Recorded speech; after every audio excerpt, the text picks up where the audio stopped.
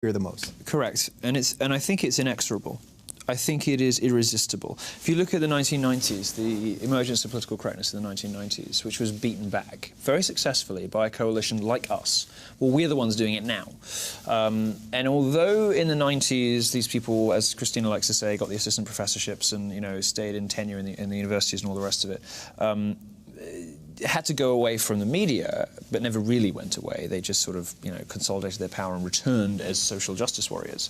This time, there's so much more on the line for them, because if they break this time, they are breaking. They are losing with the full support of politicians, the media, and academia. And if people rise up now and say this social justice thing, this language policing, this political correctness, safe spaces, trigger warnings, microaggressions, this stuff is horse shit.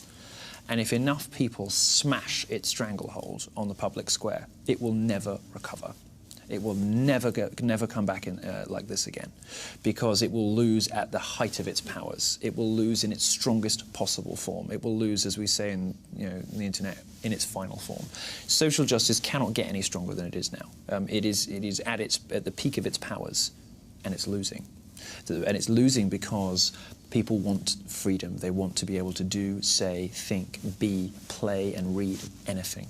And they have the faith in themselves and in other people that they are able to make the best judgments for themselves on what they believe in.